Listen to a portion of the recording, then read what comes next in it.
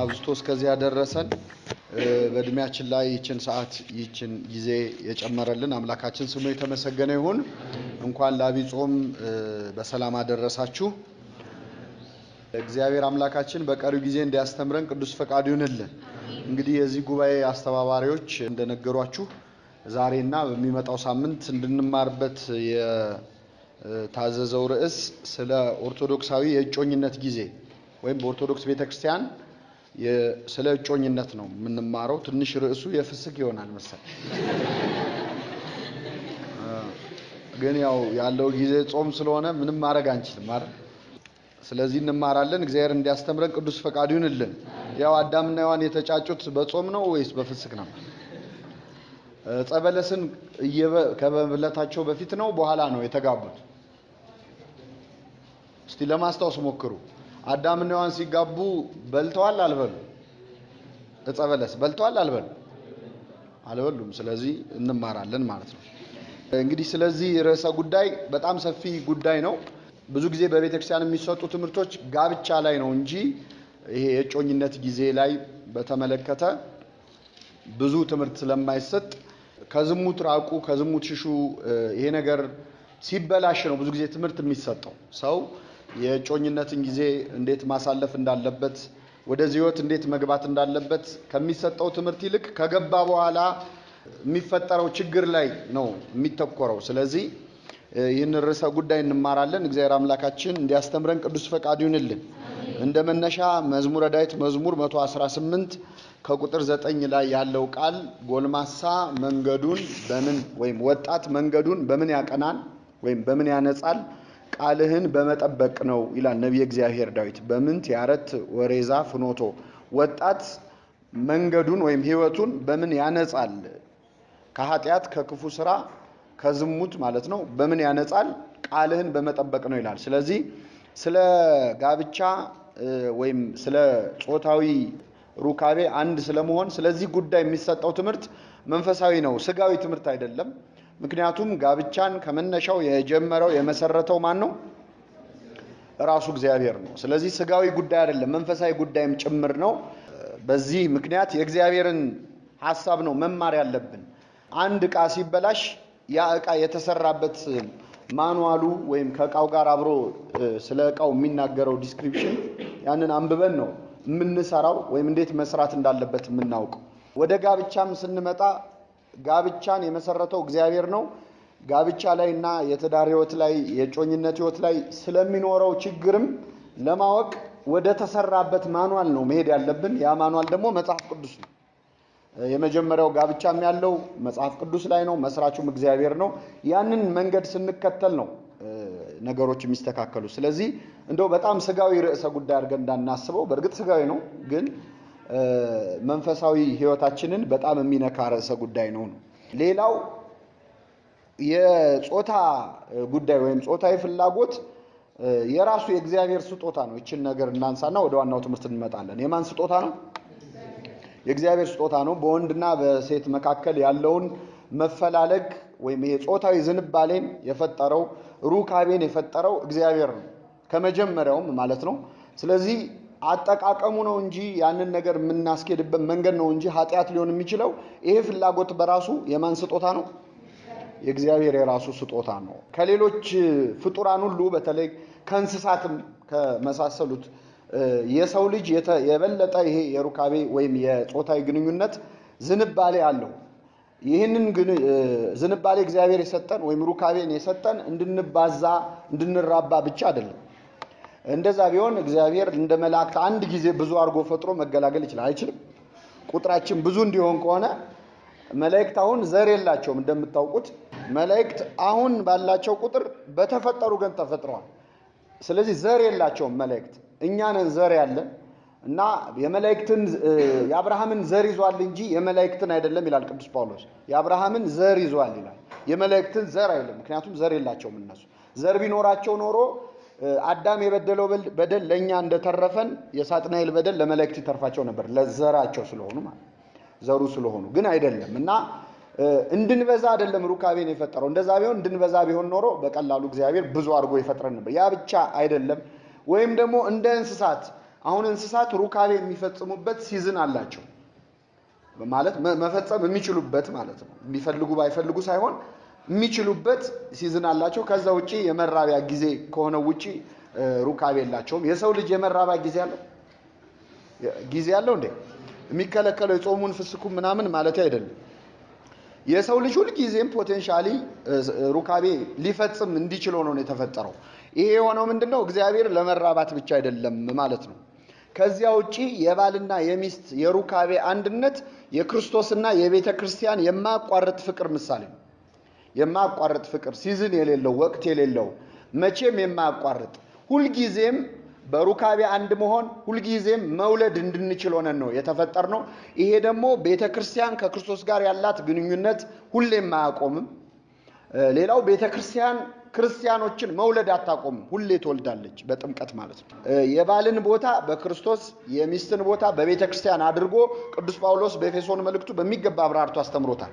ስለዚህ ይሄ ሩካቤና በአጠቃላይ የጋብቻ የባልና የሚስት ትስስር መጽሐፍ ቅዱስ ያስቀመጠው ከክርስቶስና ከቤተ ክርስቲያን ፍቅር ጋር ነው እና የማያቋርጥ ርዕሰ ጉዳይ ነውና ይህንን እንማራለን። እግዚአብሔር እንዲያስተምረን ቅዱስ ፈቃዱ ይሁንልን። ዛሬ የምንማረው የብቸኝነት ጊዜ ነው። መቼስ ሰው ጮኝነትን ከመጀመሩ በፊት መጀመሪያ ምን ነበረ? ብቻውን ነበረ። ስለዚህ ብቸኝነትን እስቲ ትንሽ በደንብ መማር ያስፈልጋል። የብቸኝነት ጊዜን እንዴት ማሳለፍ አለብን የሚለውን በደንብ ሳናውቀው ወይም በደንብ ብቻችንን ሳንሆን ወደ ጮኝነት ከገባን ወደ ጋብቻ ከገባን ይሄን እናብራራዋለን። አይዟችሁ። ብቻውን ያልሆነ ሰው አለ። ብቻውን ሆኖ ታውቃላችሁ? ብቻውን ያልሆነ ሰው አለ። ብቻውን ሆኖ ራሱ ገና ብቻውን መሆን የሚፈልግ ሰው አለ። በደንብ ማጣጣምም ያስፈልጋል ይሄ የብቸኝነት ጊዜን። አንዳንዴ ሰዎች የብቸኝነት ጊዜን በደንብ ሳይኖሩት ያሳልፉና ካገቡ በኋላ ይፋታሉ። ምን መሆን ፈልገው? ይሄን ጊዜ በደንብ ቢጠቀሙበት ኖሮ መመለስ አይፈልጉም እና እንደው ብቸኝነት በስንት ጣዕሙ ይላሉ። ይሄ የሚያሳየው ይሄንን ህይወት በሚገባ ስላልኖሩት ነው። ስለዚህ የብቸኝነት ጊዜን መጀመሪያ እግዚአብሔር የፈጠረው አዳምና ሔዋንን እንዲጋቡ ከማድረጉ በፊት መጀመሪያ አዳም የተፈጠረው ምን ሆኖ ነው? ብቻውን ሆኖ ነው። ስለዚህ እግዚአብሔር ከጋብቻ በፊት የፈጠረው ምንነትን ነው? ብቸኝነትን ነው። ስለዚህ ስለ ብቸኝነት ህይወት በሚገባ ማየት ያስፈልጋል። አዳም በገነት ሳለ ብቻውን የነበረበት 4 ቁም ነገሮች አሉ። ብቻውን አዳም እንዴት አሳለፈ ብቸኝነቱ?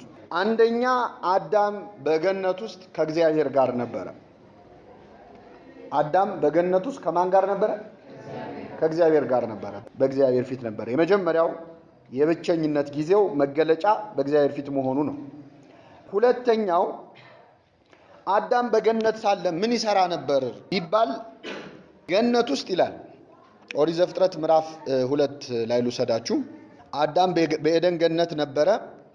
ሁለተኛው አዳምም ከቁጥር 15 ምዕራፍ 2 ዘፍጥረት 2:15 እግዚአብሔር አምላክም ሰውን ወስዶ ያበጃት ይጠብቃት ዘንድ በኤደን ገነት አኖረው ይላል። ምን ይላት ዘንድ?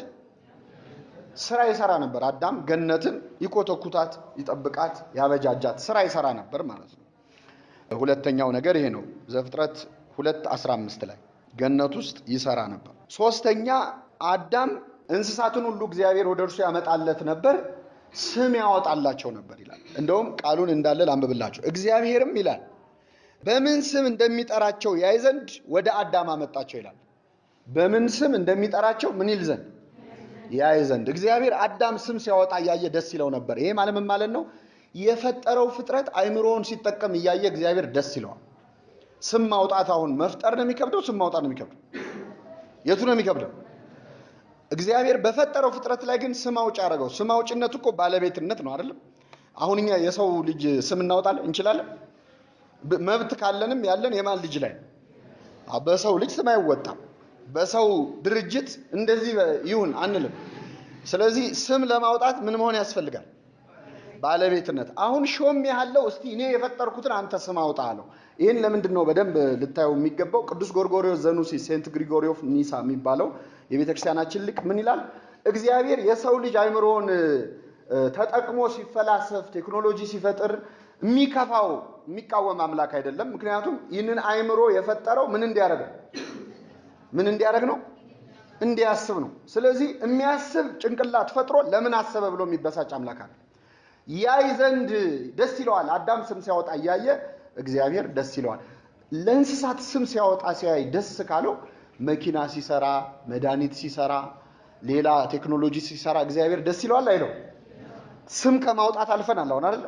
በጣም ተሻሽለን ብዙ ጥሩ ነገሮችም ሰርተናል። ደግሞ ብዙ መጥፎ ነገሮችም ሰርተናል። መጥፎ ነገር ስንሰራ ያዝናል፣ ግን ምን ጭንቅላታችንን መጠቀማችንን እግዚአብሔር ይወደዋል። ቅዱስ ጎርጎርዮስ ጨምሮ ምን ይላል? ከፈጠራቸው ፍጥረታት ሁሉ በአካላዊ አቅሙ ደካማው የሰው ልጅ ነው።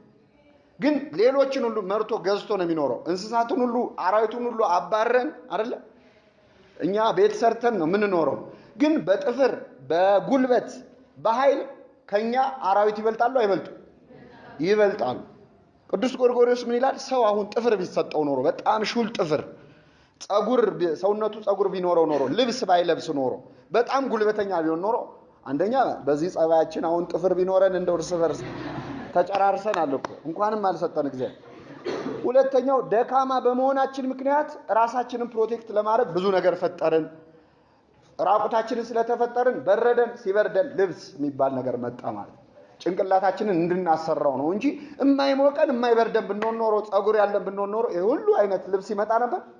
አይመጣም ነበር። እና የሰውን አይምሮ ውብ አድርጎ ስለሰራው ያንን አይምሮ እንዲጠቀም ከሌሎች ደካማ ፍጥረት አድርጎ ፈጠረው። አራዊትን አሸንፎ ገዝቶ በፊት ተስማምቶ ነበር የሚኖረው። ከውድቀት በኋላ ግን ይፈራቸዋል። ስለዚህ እነሱ ጉልበታቸውን ሲጠቀሙ እሱ ምኑን ተጠቀመ? ጭንቅላቱን ተጠቅሞ አራዊቱን አባሮ የተወሰኑትን አራዊት ደግሞ ለብቻ የሆነ ቤት ውስጥ አስቀምጦ ቅዳሜና እሑድ ልጆቹን ይዞ እየሄደ ይጎበኛል አይደል? እስቲ ገልብጣችሁ አስቡት። አሁን እንስሳ አራዊት ቢሆኑ እኛን የሚጎበኙ ሰዎችን አስቀምጠው እየመጡ ፎቶ ሲነሱ አሁን ለኛ ስንገለብጠው ነው የሚያስቀን እንጂ እኮ እንዲህ ነው እያደረግን ያለ ነው። ይህን ማድረግ የቻልነው ግን ምን ስለሰጠን ነው? አይምሮ ስለሰጠን ነው። በዙሪያው ያሉትን ስም ያወጣ ነበር ይላል። ስንት ነጥቦች አየን? አራተኛው አዳምም በገነት መካከል ተኝቶ ነበር። አዳምም በገነት መካከል ተኝቶ ነበር ይላል። ሙሉ ሐሳቡን ስናነበው አዳም በገነት እያለ ብቻውን ነበር፣ ግን የብቸኝነት ስሜት አልተሰማውም፣ ወይም ተሰማው የሚል ነገር የለም።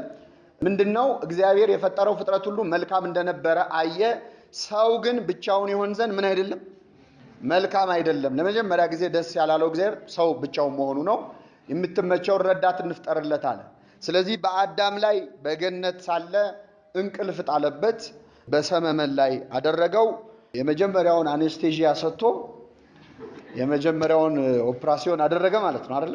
ከጎኑ አጥንት ወስዶ ሔዋንን ሰራ፣ ወደ እርሷ አመጣለት፣ ሔዋን ተሰጠችው ማለት ነው። ስንት ነጥቦች አየን? 4 ነጥቦች። አንድ ክርስቲያን የብቸኝነት ህይወት እንዴት መኖር አለበት የሚለው ከመጀመሪያው ብቸኛ ሰው ከአዳም 4 ነገሮች እንማራለን ማለት ነው። አዳም የመጀመሪያ ነገሩ ምንድነው? ከአራቱ ነጥብ አንደኛው ምንድነው? ከእግዚአብሔር ጋር ነበረ። አንድ ሰው የብቸኝነት ጊዜውን ማሳለፍ ያለበት አንድ ወጣት ከማን ጋር? ከእግዚአብሔር ጋር። ከሔዋን ጋር ከመሆኑ በፊት አዳም ከማን ጋር ነበር? ብዙ ጊዜ ከእግዚአብሔር ጋር ሳይሆኑ ከሔዋን ጋር ይሆናል። ቀድሞ ከሔዋን ጋር የተጀመረ ወይ ደግሞ ቀድማ ከአዳም ጋር ከጀመረችው ከእግዚአብሔር ጋር ሳትሆን ብዙ ችግሮች ይፈጠራሉ። መጀመሪያ ቅድሚያ ልንሰጠው የሚገባው እንደ ክርስቲያን ከማን ጋር ያለንን ግንኙነት ነው? ከእግዚአብሔር ጋር። ይሄ ማለት መንፈሳዊ ህይወታችንም ማለት ነው። ሰው በህይወቱ ውስጥ ሌላ ሰው አጋር ከመጨመሩ በፊት መጀመሪያ ከእግዚአብሔር ጋር ያለኝ ግንኙነት ምንድነው? ስለ ሃይማኖቴ ምን አውቃለሁ? ምን ይላል እንደውም ቅዱስ ጳውሎስ ብቻውን ቢሆን የተሻለ ነው፣ ለማገልገል ራሱ እኔ ከሚያገባ ይልቅ መጀመሪያ ከእግዚአብሔር ጋር ቢሆን ይሻላል። እንደ ጳውሎስ ሐሳብማ ሰው ሁሉ እንደኔ ቢሆንና ጭራሽ ባያገባ ሁልጊዜም ብቻውን ቢሆን ደስ ይለኛል። ምክንያቱም ከሚስቱ ጋር የሆነ ሚስቱ እንዴት ደስ እንደሚያሰኛት ያስባል። ብቻውን ከሆነ ግን ቤተክርስቲያንን የእግዚአብሔርን ቤተክርስቲያን እንዴት ደስ እንደሚያሰኝ ያስባል ይላል። ያን ማድረግ ቢያቅተን ግን እስከ ጊዜው እንኳን የብቸኝነት ጊዜያችንን ከማን ጋር ማሳለፍ? ከእግዚአብሔር ጋር ማሳለፋል። ስለዚህ ወደ እጮኝነት ህይወት ያልገባ ሰው ከመግባቱ በፊት የመጀመሪያ ጥያቄው መጀመሪያ መንፈሳዊ ህይወቴ ምኑ ጋር ነው ያለው? የንስሐ ህይወቴ ምኑ ጋር ነው ያለው የሚለውን ማስቀደም ያስፈልጋል። አንደኛው ነው። ሁለተኛ አዳም ምን ያደርግ ነበር? ስለዚህ ወደ እጮኝነት ከመግባት በፊት ስራ መስራት አይቀድም? አያስፈልግም? ራስን መቻል ያስፈልጋል። አያስፈልግም? ያስፈልጋል። ሌላ ሰው ጨምሮ ከማስጨነቅ እንደው ሻይ ቡና ለማለትም እኮ ስራ ትንሽ ገቢ ያስፈልግም። ይሄን ስል አይኔ እድሜ ለቤተሰቦቼ የሞላቸው የተረፋቸው ናቸው፣ የኪስ ገንዘብ አለኝ፣ ስራ መስራት አያስፈልገኝም ማለት አትችልም። ምክንያቱም የፈለገ የሀብታም ልጅ ብትሆን የፈለገ የድሎት ኑሮ ውስጥ ብትኖር ገነት ውስጥ ነው የምትኖረው ነው እንዴ? አዳም ስራ ይሰራ የነበረው የት ሆኖ ነው? ገነት ውስጥ ሆኖ። አሁን ገነት ምኗ ይቆፈራል? እስቲ እግዚአብሔር ያሳያል። ተቆፍራ ያለቀላት እኮ ነች፣ ያማረች ነች። ግን ስራ የተፈጠረው ጥረግረ ብላ በኋላ ነው። ይሄ መከራው ችግሩ ምናምን ነው እንጂ ስራ ግን የተፈጠረው ከውድቀት በፊት ነው። ገነትንም ይሰራ ነበር ይላል። ስለዚህ እንኳን እዚህ የተበላሸ ዓለም ላይ ሆነን ቀርቶ ገነት ላይ ብንሆንም ምን ማድረግ አለብን? መስራት። እግዚአብሔር የመጀመሪያ የፈጠረው እንደው ስራን ነው ይባላል። እግዚአብሔር በመጀመሪያ ሰማይንና ምድርን ምን አለ? ፈጠረ። ይሄ ራሱ ስራ ነው። ስራውን ሰርቶ ሲጨርስ ማንን ፈጠረ? ሰውን ፈጠረ። እና ሁለተኛው ራስን መቻል ያስፈልጋል ነው ባጭሩ። ስራ መያዝ ምናምን ሳይሆን ራስን መቻል ያስፈልጋል፣ ራስን መደገፍ ያስፈልጋል። ሶስተኛው በዙሪያው ላሉ እንስሳት ስም ያወጣ ነው። ስለዚህ እኛም ዙሪያችን ላሉ ለድመት ለውሻ ስም ማውጣት ማለት አይደለም። ምክንያቱም ያ ጊዜ አልፏል፣ ስም ወጥቶላቸው አልቋል። ግን ርዕዮተ ዓለም የምንለው ወይም አይዲዮሎጂ የምንለው ዙሪያችንን ዲፋይን አድርገን መጨረስ። ስለ ዓለም ያለን አስተሳሰብ ምንድን ነው? በዙሪያችን ያሉ ሰዎችን፣ በዙሪያችን ያሉ ነገሮችን አመለካከታችን፣ አስተሳሰባችንን ዲፋይን አድርገን መጨረስ አለብን። በኋላ መጣበታለሁ። ግን እንደው ሩቅ ሳንሄድ ለምሳሌ ጓደኞቻችን ይኖራሉ። ማን ነው ጓደኛችን? ከማን ጋር ነው የምንውለው? ምንድነው የምንወደው? ምንድነው የምንጠላው? ይሄንን ሰው ዲፋይን አድርጎ መጨረስ አለበት የለበትም? አለበት። ሌላ ሰው ጨምሮ ከማሰቃየት በፊት ብቻውን በነበረ ሰዓት ዲፋይን አድርጎ መጨረስ አለበት። አዳም በዙሪያው ያሉት እንስሳት ናቸው፣ ለእንስሳት ስም አወጣ። እኛ ደግሞ ስም የምናወጣላቸው ብዙ የህይወት ፕሪንሲፕሎች ሊኖሩን ይችላሉ፣ ጓደኞች ሊኖሩን ይችላሉ። ሴቶች የሴት ጓደኛም የወንድ ጓደኛም፣ ወንዶች የወንድም የሴትም ጓደኛ ይኖሩናል። ስለዚህ ከጓደኞቻችን ጋር ማን ነው ጓደኛዬ ብሎ መምረጥ ሊሆን ይችላል። ይሄ የጮኝነቱን ሳይሆን ዝም ብሎ ጓደኝነቱን ማለት ነው። ወዳጆቻችን ምን አይነት ሰዎች ናቸው? አንዳንዴ ሴቶች ከወንድ ጋር፣ ወንዶች ከሴቶች ጋር ጓደኛ ሊሆኑ ይችላሉ። ምንድናችሁ ሲባሉ አይ እንዲሁ ጓደኞች ነን የሚሉ ግን ዲፋይንድ ያልሆነ ጓደኝነት አለ። አሁን እንደው እጮኛ ብትሆኑ ከዚህ በላይ ምን ታረጋላችሁ የሚያስብሉ ማለት ነው። ሙሉ አብረው የሚውሉ አብረው የሚያመሹ በቃ እና እነሱም የማይታወቃቸው ማለት ነው። እየሰማችሁ ለራሳቸው ራሱ ይሄ ዲፋይኒንግ ዘ ሪሌሽንሺፕ የሚባል ኮንሰፕት አለ። ምንድነን ብሎ ራሱ መነጋገር ያስፈልጋል ቁጭ ብሎ እና ምንም ቦርደሩ ሳይታወቅ ከመጠን ያለፈ ብዙ ሰዓት አብሮ ማሳለፍ፣ ብዙ ሰዓት አብሮ ማውራት፣ ከመጠን በላይ አካላዊ ፊዚካል በጣም መቀራረብ። ግን አይ ወንድምና እህት ነን፣ ወንድሜ ነው። ልክ ነው፣ ወንድም ነው፣ ግን ወንድ ነው አይደለም።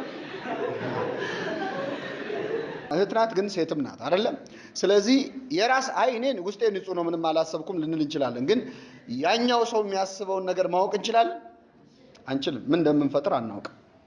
ብዙ ሰዎች ሳያስቡት እንደዚህ አይነት ጓደኝነት ውስጥ ገብተው ወደማይሆን መስመር ሄዶ ወይ ለቁም ነገር መብቃት አንድ ነገር ነው፣ ብቻ ሳይፈልጉት የሚገቡበት ጓደኝነት አለ። ወንድሜ ነው እያሉ ማለት እና አንዳንዴ ራሳችንን ልባችንን ልናምነው እንችላለን፣ ልናዘው እንችላለን። ግን ስጋችንን ሰውነታችንን ማዘዝ እንችላለን? አንችልም። ፈተና ውስጥ አለመገዝ፣ እዛ ነገር ውስጥ ራስን አለመክተት ነው። እና ለዙሪያው ስም አውጥቶ መጨረስ ያስፈልጋል። በብዙ ጉዳዮች ላይ ያለንን አቋም ጨርሰን የምናሳልፍበት ጊዜ ነው የብቸኝነት ጊዜ። የመጨረሻው አዳም ተኝቶ ነበር ይላል። አዳም የጉድለት ስሜት አልተሰማውም። አዳም ቁጭ ብሎ እንደው ፈጣሪ ሆይ እንደው በቃ ብቻዬን ታስቀረኝ እያለ አይደለም ሔዋንን ያገኘው። አዳም በገነት መሬት ላይ ምን ብሎ ነበር? ተኝቶ ነበር። ያዘጋጀለት ማን ነው? እግዚአብሔር። ተኝቶ ነበር ማለት እኛ ፊዚካሊ እንተኛ ማለት አይደል። አንድ ሰው ረዳቱን ለማግኘት ሴቷ ወንዱን፣ ወንዱ ሴቷን ለማግኘት ትተኛ ማለት አይደለም። ሐሳቡን መተኛት ማለት ሐሳቡን መተው መጣል ነው አይደል? ስለዚህ ሐሳባችንን ለማን መተው ነው? ለእግዚአብሔር። አዳም ከመጠን በላይ ኦብሰስድ ሆኖ እንደው ማንን ነው ማገባው እያለ ስለተጨነቀ አይደል። ልባችሁ ስለ ትዳር በማሰብ እንዳይከብድ። እንግዲህ ልብ አድርጉ፣ የመጀመሪያዎቹ ባልና ሚስት ታሪክ ውስጥ ነው ይሄ ሁሉ ነገር እግዚአብሔር ያስቀምጣል።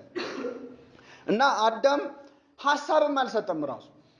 እንደው ማን ትሁንልህ ምን አይነት ትሁንልህ ቢባል ካለው ዕውቀት አንፃር ምናልባት ከእንስሳቱ በጣም ቆንጆ የነበረችው እባብ ነበረች ይባላል። ስለዚህ የአዳም ዕውቀት ቢገባበት ኖሮ ምናልባት እባብ ምን መርጦ ስለዚህ ከሱ ሐሳብና ዕውቀት በላይ የማን ሐሳብ ይበልጣል? ሙሉ ሐሳቡን ጥሎ የነበረው ለእግዚአብሔር ነው። እዚህ ላይ በጣም እንደው እንድትይዙት አሁን ዋና ይሄንን ያስነሳይ ምክንያት ምንድነው? የጉድለት ስሜት ሲሰማን አይደለም እጮኛ ወይም ጓደኛ መያዝ ያለብን። አንዳንድ ጊዜ አንዳንድ ሰዎች በዙሪያቸው ያሉ ጓደኞቻቸው ሁሉም ጓደኛ ካላቸው እጮኛ ካላቸው ሴቶቹም በተለይ እንግዲህ ወይ በሴቶች ወይ በወንዶቹ ያዘነብላል። እናንተ ራሱ ወቁት። ግን መተው ስለ እጮኛቸው ሲያወሩ ያሳለፍነው ነገር ምናምን ሲሉ እኔ ግን እንደው መቼ ነው ብለው በቃ እንደው ሲንግል ሆኖ ከመቆየት ብለው ወደዚህ ህይወት የሚገቡ ሰዎች አሉ። ወይ ደግሞ የሚያዋራቸው ሰው ከማጣት። ይሄ በጣም አደገኛ ነው። የራበው ሰው ምግብ ይመርጣል?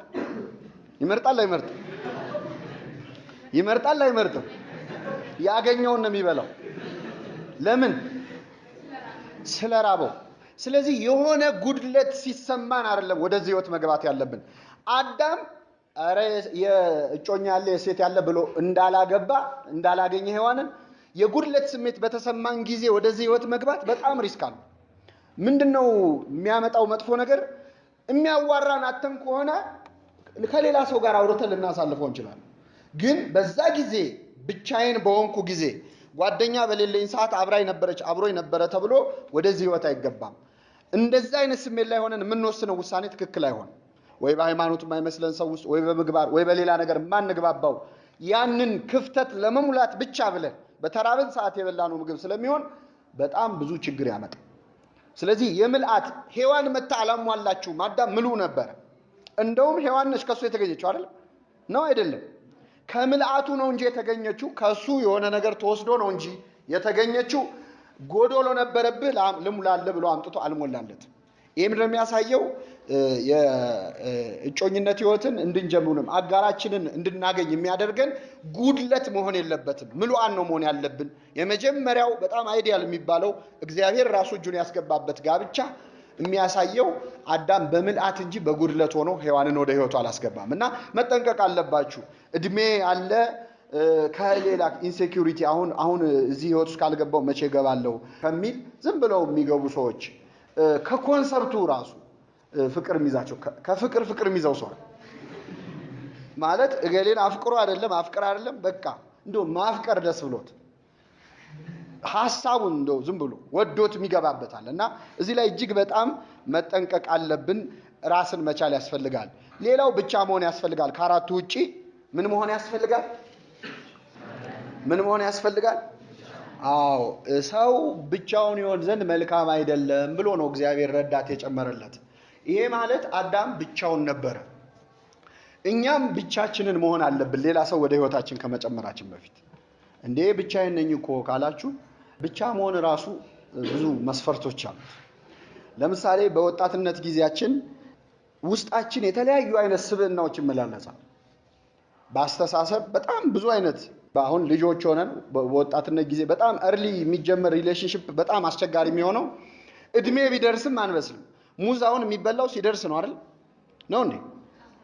ሙዝ የደረሰት ልክ ሲደርስ አንስተን ልጠን እንበላለና ሙዝ የደረሰው ይበላል። ምን መሆን አለበት? ሙዙ መብሰል አለበት። እድሜ ስለደረሰ ለሪሌሽንሺፕ በቂ ነው ማለት አይደለም። ማቹር ማድረግ አለብን። እና በጣም በተለይ ወንዶቹ እንግዲህ ሳይንሱም እንደሚደግፈው ቶሎ አንበስልም አይደል? እውነት ለመናገር ማቹሪቲ ላይ ትንሽ እህቶች ቀደም ይላሉ። ለዚህ ነው በጣም early የሚጀመር ሪሌሽንሺፕ ላይ በጣም እህቶች ይጎዳሉ። ለምን? ወንዱ ገና አልጨረሰም። ገና ብቻ ማቹሪቲው ገና ስለሆነ በጣም በልጅነት የተጀመሩ ጓደኝነቶች በጣም መቆሳሰል፣ በቃ መጎዳዳት፣ በጣም መሰባበር በኋላ መተያየት እስከማይፈልጉ ድረስ ከሱ ጋር ያሳለፉት ብለው ቀጣይ ህይወታቸው ላይ ጠባሳ እስኪሆን ድረስ የሚጎዱት ብስለት ስለሌለ ነው። እና ብቻውን ሳይሆን ወደዚህ ህይወት ሰው መግባት የለበትም ማለት ራሱን ዲፋይን አድርጎ ሳይጨርስ አሁን አንድ ሰሞን እንደው ዓለም ዋንጫ ሰሞን ሲሆን እግር ኳስ ተጫዋች መሆን የሚያምረው ከሆነ ደግሞ እንደው አንዴ ዶክተር አንዴ ፓይለት ያየውን ማለት ነው በሙያ እንኳን አንዴ ኮስታራ መሆን ነው የሚያስፈልገው ብሎ ኮስተር አንድ ደግሞ ጥሩ ተጫዋች ሰው ሲያይ ተጫዋች መሆን የሚፈልግ አንዴ ጉረኛ አንዴ ደግሞ ትሁት እኮ በእኛ ቤተክርስቲያን ንፋስም ነፈሰ ዝናብም ዘነበ የሚል አለ እዚህ በወንጌል አይደለ ያንን ቤት መታው ግን በአለት ላይ ስለጻ ይህን ሲተረጉሙት መጀመሪያ ዝናብ ዘነበ የተባለው እና ነፋስ ነፈሰ የተባለው ይላሉ ነፋስ ፍሬን ከገለባ እንደሚለይ አንድ ሰሞን መንኩስ የሚል ሐሳብ ይመጣበታል አንድ ወጣት ነው ነፋስ ፍሬን ከገለባ እንደሚለየው ምናኔ የሚያምረው አለ በቃ የምን ጋብቻ ንስሐ አባቱ ጋር ሄዶ በቃ አባቴ እኔ እቺ ዓለም አስጠልታኛለች መመንኮስ ነው የምፈልገው ተው ቢባል ራሱ አይሰማም ተው ቢባል አይሰማም ይሄ ነፋስ ነፈሰ ነው ፍሬን ከገለባ የሚለይ ቆይቶ ደግሞ ዝናብም ምን አለ ዘነበ ደግሞ ዝናብ ከዘነበ ፍሬ ነው አይደል የሚያፈራው አግባ የሚል ሐሳብ በቃ እነ ኤልያስ እነ መጥምቁ ዮሐንስን ሲተርክ የቆየ መነኮሳቱን ሲያነብ የቆየው ይቀይረውና አሁን ደግሞ እና አብርሃም ይታዩት አብርሃም እና ሳራ እንዲህ በጋብቻም እኮ ስንት ነገር አለ ብሎ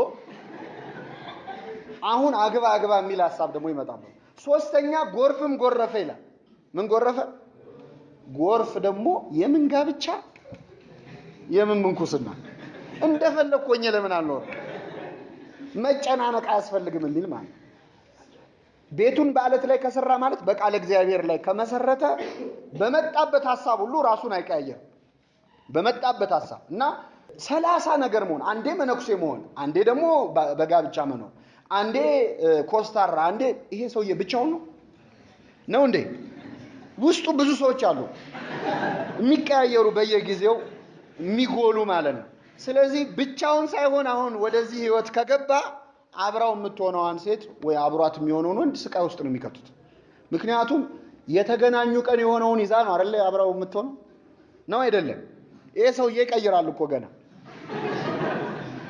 ስለዚህ ምን አይነት ተለዋዋጭ እስስት ነው የሚያሰኘው ሰዎች እንዲጣሉ የሚያደርጋቸው ራሳቸውን ዲፋይን አድርገው አልጨረሱ ይሄ ሰልፍ አክቹዋላይዜሽን የሚባለው ማለት እስቲ እኔ ማን ነኝ ብለህ የብቸኝነት ጊዜ ራስን ዲፋይን አድርገህ የምትጨርስበት እንደውም ከራስ ጋር መነጋገር አሁን አንተ ራስን መጠየቅ ያለብህ እኔ ራሴን ባገኘው አገባዋለሁ ወይ ብለህ እየሰማችሁ እስቲ አሁን ያለውትን እኔን ባገኘው ሴቱ በሆን ወንዶች ማሰብ ያለባቸው አገባዋለሁ ወይ ይሄን ሰውዬ ሴቲቱም እኔ ወንድ በሆነ አገባዋለሁ ወይ ማንነቴ ራስን መመዘኛ በእውቀትም በሌላ በብዙ ነገሮች በመንፈሳዊውም በስጋዊውም ራሳችንን ቢውልድ የምናደርግበት ጊዜ ነው የብቸኝነት ጊዜ ማለት እና እንደዋዛ እንዳናየው አንድ መሆን ያልቻለ ሰው ሁለት ሊሆን አይችልም መጀመሪያ ራሱን አንድ ማድረግ አለበት አዳም ሔዋንን ለመጨመር መጀመሪያ ብቻውን ነበረ ስለዚህ ይሄ በጣም አስፈላጊ ነው ሌላው የብቸኝነት ህይወት ግለኝነትን ይሄ ሰልፊሽ መሆንን ወይም ግላዊነትን አስወግደን የምንጥልበት ነው አንድ ወንድ ጮኛ ለመጨመር አንዲት ሴት ጮኛ ለመጨመር ይሄ ግላዊነት አሁን አንዳንዴ ምን አይነት ሴት ነው የምትፈልገው ሲባል አንድ ወንድ በቃ የምትንከባከበኝ የምትወደኝ እንዲምታረግልኝ ይሄ ሰውዬ ለዚህ ጉዳይ ዝግጁ አይደለም እንዲማረግላት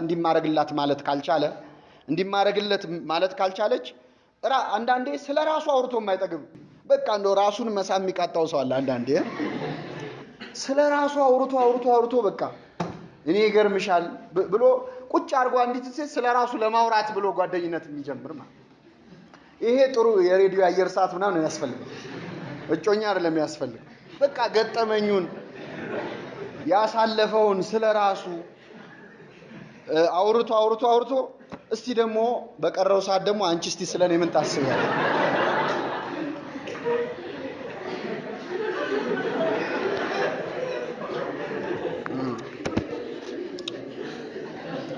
ይሄ ሰው ለማፍቀር ዝግጁ ነው አይደለም ፍቅር የሚባለውን ነገር ጭራሽ ኮንሰፕቱን አልተረዳውም ቅዱስ ጳውሎስ አንደኛ ቆሮንቶስ ምዕራፍ 13 ከቁጥር 7 ጀምሮ የፍቅርን ጸባያት በደንብ ገልጾልናል አንደኛ ቆሮንቶስ ምዕራፍ 13 ከቁጥር 7 በጣም የሚገርም ነው ፍቅር ይታገሳል ይላል።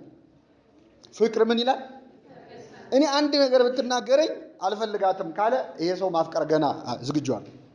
ፍቅር ይታገሳል፣ ቸርነት ያደርጋል። ፍቅር አይቀናም። ፍቅር ምን አይልም? አይቀናም። እሷ ከሌላ ወንድ ጋር ስትሆን ማለት አይደለም። እሱ እንኳን ይሄ ለእግዚአብሔር ፍቅር ምሳሌ ተደርጎ ተጠቅሷል። እሱ አይደለም ቅናት ተብሎ የሚታየው። ፍቅር አይቀናም ማለት ወንዱ ሴቷ በጣም ብትበልጠው አካዳሚካሊ ወይ ኢኮኖሚካሊ በጣም ሰክሰስፉል ብትሆን የሚበሳጭ ከሆነ አይወዳትም ማለት ነው። ኢጎውን ማስቀመጥ አለበት ካፈቀረ። ሌላው አይመካም፣ አይታበይም። እኔ እኮ እንዲህ ነኝ እያለ በሀብቱ በንብረቱ በእውቀቱ እሷ ፊት በጣም ያው ወንዶች ላይ በጣም ጨከንኩ ነው፣ ወንድ ስለሆንኩ ነው። በኋላ ብዙ ፌሚኒስቶች ስላሉ ችግር እንዳይፈጥሩብኝ እና አይመካም፣ አይታበይም፣ የማይገባውን አያደርግም፣ የራሱን አይፈልግም። ምን አይፈልግም? የራሱን ይሄ በጣም የፍቅርን ውድነት ነው። የራሱን አይፈልግም፣ አይበሳጭም፣ በሆነ ባልሆነው አይበሳጭም፣ በደልን አይቆጥርም። አንዳንዴ ሪሌሽንሺፕ ውስጥ ከተገባ በኋላ 10 ዓመት በሪሌሽንሺፕ 10ሩን ተውት 5 ዓመት የቆዩ ሰዎች ትዝ ይልሻል የተገናኘን በ3 ወሩ 5 ዓመት ሆኗቸዋል እኮ። በደልን አይቆጥርም ማለት ይሄ ነው። በተጣሉ ቁጥር ያለፉትን ዓመታት በሙሉ የተጣሏቸውን ጉዳዮች የሚነሳ ከሆነ በደልን የሚቆጥር ነው። ይሄ ፍቅር አይደለም። መርሳት አለበት ማለት። ከእውነት ጋር ደስ ይለዋል እንጂ ስለ አመፃ ደስ አይለውም። ሁሉን ይታገሳል፣ ሁሉን ያምናል፣ ዝም ብሎ አይጠራጠርም።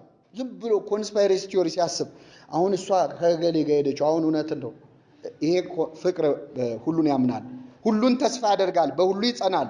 ፍቅር ለዘወትር አይወድቅም፣ ትንቢትም ቢሆን ይሻራል፣ ልሳኖችም ቢሆኑ ይቀራሉ፣ ዕውቀትም ቢሆን ይሻራል ብሎ ቅዱስ ጳውሎስ ገልጾታል። ስለዚህ እዚህ ስቴት ላይ ከሌለ አንድ ሰው እዚህ ነገር ላይ ካልደረሰ ገና ለማፍቀር ዝግጁ አይደለም ማለት። ሌላ ሰው ጨምረን ማሰቃየት ነው የሚሆነው እና የብቸኝነት ጊዜ መንፈሳዊ ሕይወትን ማሳደጊያ፣ ቁሳዊነትን በቁስ እንደዚህ ስለ ልብስ ስለ ቁስ ስለ እንደዚህ አይነት ነገር ይሄ የፍቅር ጸባይ አይደለም። ስለዚህ የብቸኝነት ጊዜ ማለት ራሳችንን ቢውልድ የምናደርግበት፣ ብዙ መስማትና ትንሽ የምንናገርበት፣ ሰው ለመናገር የዘገየ ለመስማት ምን ያለ ይሁን የፈጠነ ይሁን። ተፈጥሮ እንኳን አስተምራችሁ ይላል ቅዱስ ዮሐንስ አፈወርቅ። ጆሮአችሁ 2 ነው፣ አንደበታችን ግን ምንድን ነው? አንድ ነው። ጆሮአችን ክፍት ነው፣ ምላሳችን ግን ጥርስ አለ፣ ደግሞ ከንፈር አለ እና ትንሽ እንደው እንዲዘገይ እኮ እንድናስብበትም ነው። ከተፈጥሮ አትማሩም ወይ? ጆሮ ሁሌ ክፍት ነው፣ ሁሌ ለመስማት የፈጠንኩን፣ አንደበትህ ግን የተሰበሰበ ይሁን። አንድ ምላስ 2 ምላስ ቢኖር ምን ነው? ሁለቱም እያወሩ ብዙ ችግር ነው የሚመጣው። ስለዚህ ከተፈጥሮ እንኳን ተማሩ ብሎ ቅዱስ ዮሐንስ አፈወርቅ ተናግሯል። እና ለሌላው ማሰብ መጀመር፣ ተነጋግሮ መግባባትን መጀመር፣ እማታውቀውን ማወቅ። ሁሉን አውቃለሁ ማለት ላይ ካለ ጓደኛ ለመጨመር በህይወቱ ውስጥ ገና ዝግጁ አይደለህም ማለት ነው። እና ለማፍቀር ወይም ዝግጁ መሆን የሚያስፈልገው በእነዚህ ነው። የብሬን ፕሮሰሱን እስኪያልቅ ድረስ ባለው ራስን ቢውልድ እያደረጉ መቆየት፣ ሰው ጨምሮ ትልቅ ኃላፊነት ያለው ህይወት ነው ህይወት። እና በጣም ማቹር ሳናደርግ እንገባበትና እኛም እንሰበራለን፣ ሌላውንም እንሰብራለን። አንድ ልጨምርና ወደ መጨረሻው እመጣለሁ። ሌላው ልብን መጠበቅ ያስፈልጋል።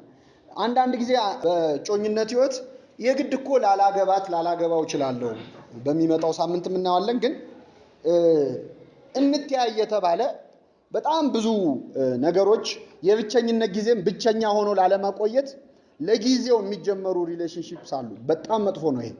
ምንድነው? ልባችን መጠበቅ አለበት። መጽሐፈ ምሳሌ ምዕራፍ 4 ቁጥር 23 ላይ ልጄ ሆይ ልብህን ጠብቅ ይላል። ምንህን ጠብቅ? ልብህን ጠብቅ። እና እግዚአብሔር ሲሰራው ይሄንን ፍቅር የሚባለውን ነገር ሲሰጠን፣ ጸጋውን ሲሰጠን ለአንድ ጊዜ እንድንጠቀመው፣ ከአንድ ሰው ጋር ብንጠቀመው በጣም እስከ መጨረሻው እንድንኖርበት ተደርጎ የሚሰጠን የሆነ መድኃኒት፣ የእድሜ ልክ መድኃኒት አድርጋችሁ ቁጠሩት። ያንን ከዚህም ጋር የተጠቀመ ሰው ለምሳሌ አንድ ወንድ ለአንዲት ሴት በቃ እወድሻለሁ ያላንቺ መኖር አልችልም ብሎ በጣም ፍቅር የሚያሳይ ንግግር ተናገረ። ያላንቺ መኖር አልችልም፣ ካንቺ የሚበልጥብኝ የለም ማለት። ይሄን ሰው ይሄንን ለምሳሌ በቴክስት ቢሆን የሚጽፈው ለአንድ ሰው ሲሆን ወይም በንግግር ቢሆን ለአንዲት ሴት ሲሆን ጥሩ ሊሆን ይችላል። ለ10 ሴቶች እንደዚህ ቢልስ ያላንቺ መኖር አልችልም፣ ለኔ ካንቺ የሚበልጥብኝ የለም ብሎ ለስንት ዋጋውን እያጣ ይመጣል አይመጣም? እንኳን በሌላ ሰው እሱ ራሱ መጀመሪያ ፍቅሩን ሲገልጽ ሲጠቀመው ሲናገረው ምን ያደርገው ነበር ከልቡ ሊሰማው ይችላል። ለብዙ ሰው እያለው ሲመጣ ግን አባባል እየሆነ ነው የሚመጣው። እንደ ቴምፕሌት የተሰጠውን ነው እያለ ያለው እንጂ የሚሰማውን አይደለም። በዚህ መሃል ኦነስቲያችንን እናጣለን። ንግግራችን ዋጋ እያጣ ይመጣል። ስለዚህ ልባችሁን ጠብቁ ይላል መጽሐፍ ቅዱስ። ምናችሁን ጠብቁ? ልባችሁን። ለጊዜው ብላችሁ ይሄ አመንትታችሁ ብቻዬን ከመሆን ብላችሁ እንደዚህ አይነት ህይወት ውስጥ አትግቡ። ጥያቄዎች ጠይቃችሁ ነው የምጨርሰው። በተለይ በወጣትነት በብቸኝነት ህይወት ጊዜ አንዱ የምንፈተንበት ፈተና ማንን ነው እንዳገባ እግዚአብሔር የሚፈልገው? ብዙ ጊዜ ግቢ ጉባኤያት ላይ እንዲህ አገልግሎት ስናስተምር ጥያቄና መልስ ዝግጅት ጥያቄና መልስ ሲደረግ ተማሪዎች ሁሌ የሚጠይቋት ጥያቄ አለች። ፈቃድ እግዚአብሔር በምን ይታወቃል የሚል። የማን ፈቃድ? ይሄ ጥያቄ አሁን እንደው ስለ ፈቃድ እግዚአብሔር መስሏችሁ ከሆነ በእውነት የዋሆች ናቸው። ማንን ላግባ ለማለት ፈልገው ብዙ ጊዜ ተማሪ እንዲህ አይልም በግልጽ እንጂ ብዙ ጊዜ ማንን እንዳገባ ነው እግዚአብሔር የሚፈልገው። በተለይ መንፈሳዊ ህይወት ላይ በደንብ ዲቮትድ የሆኑ ሰዎች ምን አይነት ሰው ነው ማንን ነው እግዚአብሔር እንዳገባ የሚፈልገው የሚል በጣም ጭንቀት አለ። እና የኛ ድርሻ ምንድነው የፈጣሪ ድርሻ ምንድነው የሚለውን በደንብ ግልጽ አድርገን ማወቅ አለብን። ይህን ካላወቅን በጣም እንቸገራለን። እኛ ውስጣችን መስፈርት አለ። እኔ ባገባት ብለን የምናስባቸው የሆነ አይዲያ ያለ ሰው ይኖራል። እንዲህ ቢሆን ብለን እና እግዚአብሔር ደግሞ እንድናገባ የሚፈልገው ሰው አንድ ጥያቄ ልጠይቃችሁ። እግዚአብሔር ላንተ ወይ ላንቺ ያዘጋጃት ላንተ የምትሆን ላንቺ የምትሆን ሰው አለ የለም? መልሱልኝ። የለም። ይሄ ግራጎን ምናምን የሚለው ኮንሰፕት በጣም የብዙ ሰው ህይወት ያመሰቃል። አንድ ሰው አለ የሆነ ቦታ የተዘጋጀችልኝ ብለው ሰዎች በዚህ ነፍሳቸው በጣም ይጨነቃል። በምን ለወቃት ብለው ያንን ሰው በምንድነው? እንደዚህ ከሆነ ለሆነ ሰው እግዚአብሔር ያዘጋጀው የሆነ ሰው ካለ ለሆነች ልጅ፣ ለሆነ ወንድ፣ ለሆነች ሴት ያዘጋጀው የሆነ ሰው ካለ አሁን ዓለም ላይ በሚሊዮን የሚቆጠሩ ሰዎች አሉ። እሺ መቼስ የምርጫውን እንትን እናጥበውና ከኢትዮጵያውያንም እዚህ ከተማ ውስጥ የምንኖርበት አካባቢ ውስጥ ካሉ ሰዎች የትኛዋን ነው እግዚአብሔር ለኔ ያዘጋጀው? ይሄን ለማወቅ በጣም የሚሰቃዩ ሰዎች አሉ። ወይ በህልም እንዲነገራቸው ነግሮኛል አንቺ ነሽ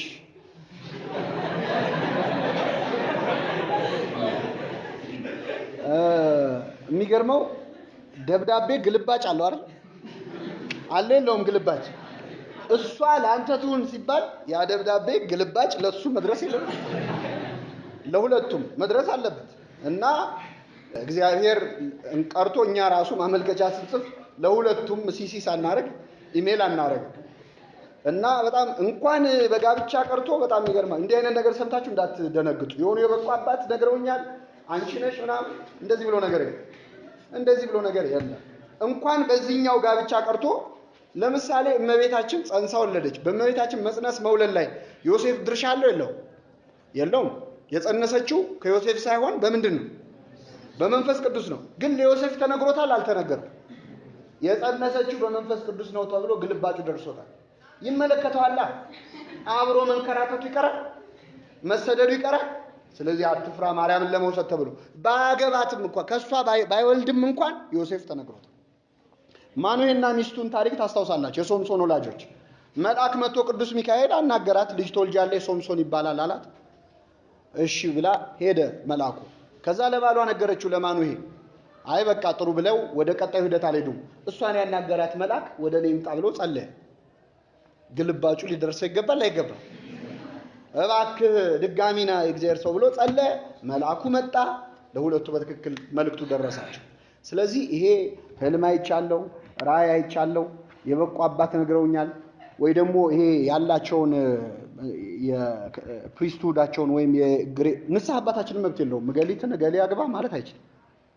በቤተክርስቲያናችን አስተምሮ ማለት ነው አይችልም።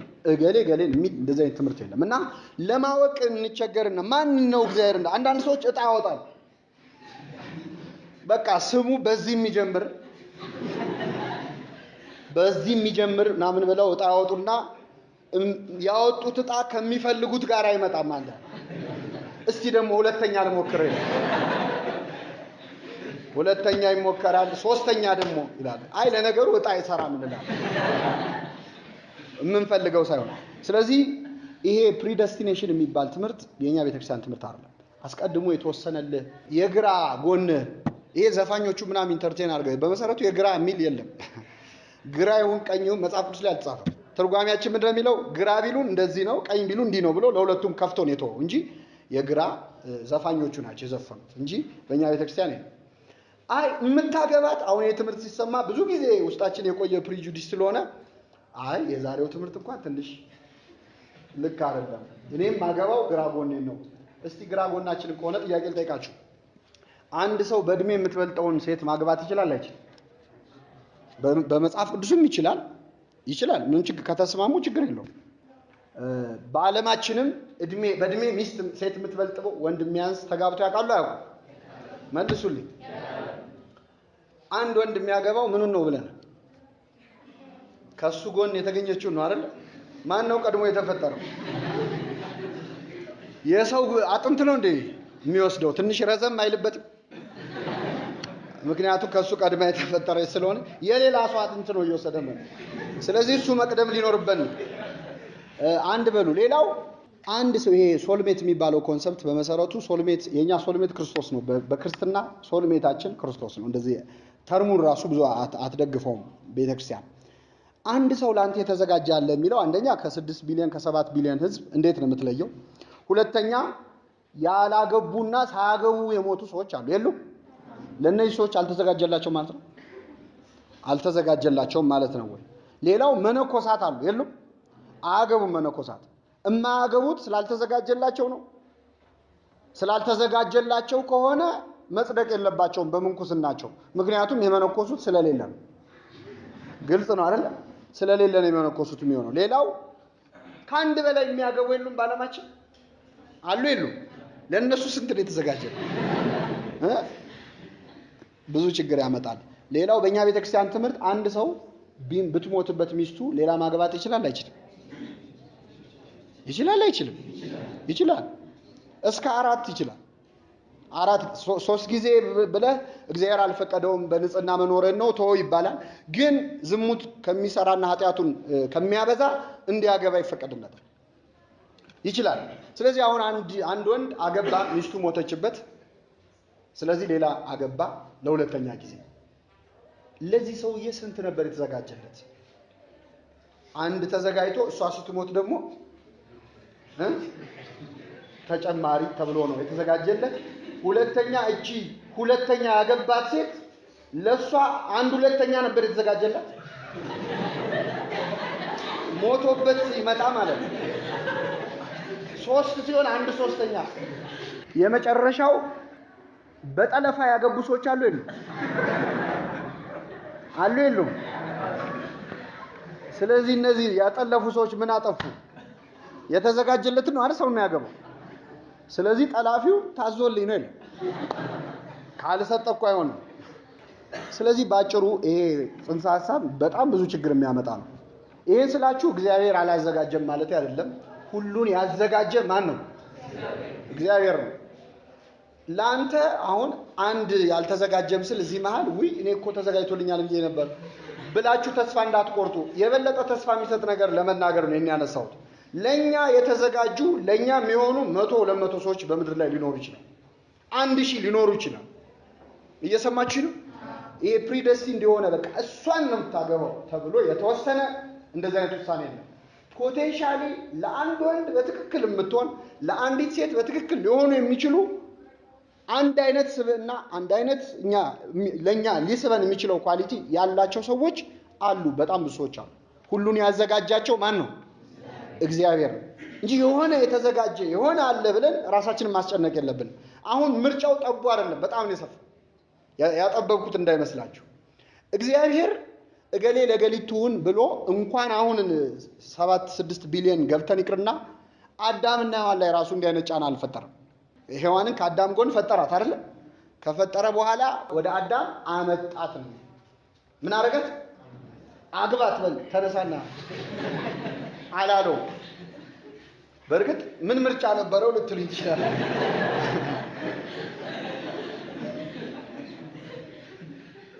ምርጫ የለውም። ግን ቢሆንም እዛ ላይ እንኳን እግዚአብሔር ፈጠረ አዘጋጀ እንጂ አግባት የሚል ትእዛዝ ሰጠው የሚል አልተጻፈም። ሁለት ሆነው እንኳን ነፃ ፈቃዳቸውን አልነካም። ሔዋን እንደተፈጠረች ነው ያገባችው። ምን ይባላል? ሔዋን ልደቷ ሁለቴ ነው በነገራችን ብታከብር ልደቷን። አንደኛ አዳም ጎን ውስጥ አልነበረች ቀድሞ፣ እሱ ሲፈጠር ተፈጥራለች። ከዛ ደግሞ ከሱ አንስቶ ሲሰራት ሁለቴ ነው። ሌላው በጣም የሚገርመው ልደቷና የጋብቻ አንቨርሰሪዋም አንድ ቀን ነው። ምክንያቱም እንደተፈጠረች አይደል ያገባችው። ትንሽ በጣም ኤክሰፕሽናል ነው። ስለዚህ እንደዚህ አይነት ኤክሰፕሽናል ኬዝ ለኛ ላይ ሰራ ይችላል። ግን ስናየው ሁለት ሆነው እንኳን እግዚአብሔር አግባት አላለውም፣ አመጣለት ነው የሚለው። ስለዚህ እግዚአብሔር ለኛ ለትዳር ለህይወታችን የሚሆኑ ሰዎች ላይ የእግዚአብሔር ድርሻ ምንድነው ቢባል እነዛን ሰዎች ወደኛ ህይወት ምን ይላቸዋል? ያመጣቸው። ዲስፕሌው ላይ ያስቀምጣቸው። ማየት መምረጥ የኛ ፈንታ ነው። በጣም ጥሩ ድሎች ሊያመልጡን ይችላሉ። አጠገባችን ኖሮ መስፈርቱ ላይ በሚመጣው ሳምንት ስንነጋገር እናያቸዋለን። መስፈርት ስጋዊ መስፈርት አለ፣ አልተከለከልንም። የኛ መስፈርቶች አሉ እማንዋሻቸው ማለት ነው። ሰው ዝም ብሎ በቃ እግዚአብሔርን ከፈራ ሊል ይችላል። ግን ውስጡ እንደዛ አይደለ፣ ሐቁን ለመነጋገር ማለት የሆነ ምክንያቱም የምንጋባው በነፍስ ብቻ አይደለም በስጋው ነው አይደለ። ስለዚህ የሆነ ስጋዊ መስፈርቶች ይኖሩናል። ያንን ባላንስ አድርጎ እንዲጠቀም እንዲወስን እግዚአብሔር አስቀምጧል። ግን እግዚአብሔር እጁን ያስገባው ዶሜኑን ነው ያስቀምጣል። ለምሳሌ አሳ መንቀሳቀስ ይችላል አይችልም? ምን ውስጥ ብቻ? ውሃ ውስጥ። ስለዚህ አሁን አንድ ክርስቲያን አንዲት ሙስሊም አፈቀርኩ የእግዚአብሔር ፈቃድ ነው ወይስ አይደለም ቢል ይሄ ራእይ ያስፈልገው አይደለም ነው መልሱ። ምክንያቱም በሃይማኖት የማይመስሉንን እንዳናገባ ተጽፏል። ዶሜኑን አበጅቶልናል። በቃ በዛ ውስጥ ግን መንቀሳቀስ መብቱ ነው የአሳ። የፈለገውን መምረጥ፣ ሻርኩንም መምረጥ፣ እዛ ብቻ ባህር ውስጥ ያለው ማንኛውንም ነገር የመምረጥ መብት ለአሳ ተሰጥቷል። ገብታችኋል አይደል? ስለዚህ ጥብብ አድርገን የሆነ የተዘጋጀልኝ ሰው አለ እሱ ካልሆነ እሷ ካልሆነች ወደሚል አንመጣም። የሆነ ምልክት፣ አንዳንድ ሰዎች የሆነ ነገር ምልክት የሚፈልጉዋል። ይሄ ሁሌ ላይሆን ይችላል። አይቶ የሆነ ነገር የሚሰማው ሰው ሊኖር ይችላል። ይሄ ግን ለሁሉም ሰው አይሰራም። ምክንያቱም ፍቅር ጊዜ የሚፈልግ ፍቅር ሊሆን ይችላል። መጀመሪያ ጓደኝነት ቀድሞ ከዛ ወደዚህ የሚገባበት በጣም ሴፍ የሆነው አካሄድ ለክርስትናው ለብዙ ነገር መጀመሪያ መጥተው አዳምና ሔዋን ተጠናንተዋል አልተጠናም? መጀመሪያ እንጠናና ነው ያላት እንዴ? አይደለም። ልክ እንዳያት በጣም ያስደንቀኝ የእሱ አሁን በጣም ኤክሰፕሽናል ከሚባሉት ውስጥ ነው። እንዳያት ይህች አጥንት ከምን ነች? ገና እንዳያት ነው ማወደስ የጀመረው። ይህች አጥንት ከአጥንቴ ናት፣ ይህች ስጋ ከስጋዬ ናት። ሰው እናትና አባቱን ምን ይላል አይደል? የለውም እኮ አዳም እናት አባት የለውም። እናቱም መሬት ነች አይደል? ግን ቢኖረው ኖሮ ይተው ነበር ማለት ነው። ይሄ ምንድነው? ገና ሲያይ የሆነ ነገር ሰው ሊሰማው ይችላል። በመጽሐፍ ቅዱስ ላይ አሉ አይተው አይናቸው ከልባቸው ቀድሞ ያዘዛቸው በቃ ልክ ሳይ ነው የሆነ ነገር ነው የተሰማኝ ምናምን የሚሉ ሊኖር ይችላል። ግን ይሄ ኤክሰፕሽናል እንዲህ ልብ ወለድ ላይ ምን ላይ ፊልም ላይ ነው ሁሌ ሊኖር የሚችለው እንጂ መሬት ላይ ባለው ህይወት በጣም ሴፍ የሆነው ህይወታችን እንዳይመሰቃቀል የሚያደርገው መንገድ ጊዜ ወስዶ ከሪሌሽንሺፕ በፊት ፍሬንድሺፕ አስቀድሞ ተዋውቆ ሲሆን በጣም እና ገና ሳይ የሆነ ነገር ልቤ ካልደነገጠ ምናምን የሚል ሰው ከስንት አንዴ ሊሳካለት ይችላል። ግን ሪስክም ሊኖረው ይችላል። ዝም ብለው አይተው ወስነው መከራቸውን ያዩ አሉ መጽሐፍ ቅዱስ ላይ። ገና ሲያያት ወደዳት፣ ከዛ ሲያለቅስ ነው የኖረው። ቀላል ምሳሌ ልስጣችሁ። ያዕቆብ በጣም ነው ራሔልን የሚወዳት። እንደሚወዳት የምታውቁት ራሔልን ለማግባት ስንት ዓመት ነው የተገዛው? 14 ዓመት። በጣም ነው የተሰቃየው። እንዴት ነው የወደዳት? መጀመሪያ መጣ። ውሃ የሚቀዱ ሊያጠጡ እረኞች ተሰብስበዋል። እንዴት ናቸው አላቸው። ምን እያደረጋችሁ ነው? ከብቶቻችንን በጎቻችንን ልናጠጣ ጉድጓዱ በጣም ትልቅ ጉድጓድ ድንጋይ ተዘግቶበታል መርዝ እንዳይጨመርበት እና ውሃ ለማጠጣት መጀመሪያ እረኞች ይሰበሰባሉ። ብዙ ሲሰበሰቡ አንድ ላይ ሆ ብለን ድንጋዩን እናነሳዋለን። ስለዚህ እነሱ እስኪመጡ ነው የምንጠብቀው አሉ። ጥቂት እረኞች አሉ። እሺ ብሎ ያዕቆብ ቆመ አብሯቸው።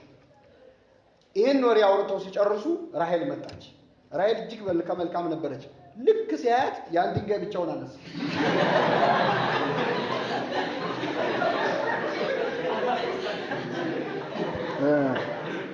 በጣም የሚገርማችሁ ሴት የላከው ምን አይ ድንጋዩን አነሳው ብቻውን። ሊቃውንቴን ሲተረጉሙት ያዕቆብን የክርስቶስ ምሳሌ ያደርጉታል። የማን ምሳሌ? የክርስቶስ። ራሔል የእመቤታችን፣ እረኞቹ ነቢያት ናቸው። ድንጋዩ ደግሞ የሰው ልጅ ላይ የተፈረደው ፍርድ መርገም፣ የኃጢአት ፍርድ ነው። ክርስቶስ ከነቢያት ጋር ነበር አልነበረም? ግን የእኛን መርገም አላነሳውም ከነሱ ጋር ሆኖ። ንጉሥ ውበትሽን ወዷል የተባለች እመቤታችን ስትወለድ ስትገኝ የእሷን ውበት አይቶ የእኛን መርገም አንስቶታል ይላሉ የእኛ ሊቃውንት። በእውነት በረከታቸው ይደርብን እና እንግዲህ መንፈሳዊ ትርጓሜው ነው ይሄ። ይሄ የሚያሳየው ሰው የሆነ ነገር ተሰማኝ ብሎ ብዙ ፈርዘር ሊሄድ ይችላል። አንዲትን ሴት አይቶ የሆነ ነገር ተሰምቶት ኢምፕረስ ለማድረግ ሌላ ቀን አድርጎት የማያውቀውን ነገር ድንጋይ ከማንሳት የሚተካከል ብዙ ኤክስትራኦርዲነሪ የሆነ ነገር ሊያደርግ ይችላል። ይሄ ግን ሁልጊዜ አይሰራም። ያዕቆብ እንደዛ አድርጎ በመወሰኑ ያየውን ፍዳ በጣም 14 ዓመት ተገዛ። ጣዖት አመለከችበት። የአባቷን ጣዖት ይዛ መጣች።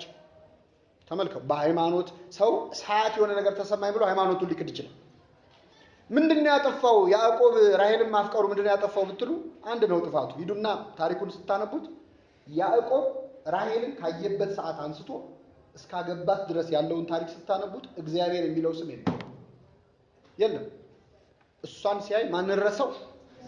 በቃ ረሳው፣ ወጣ።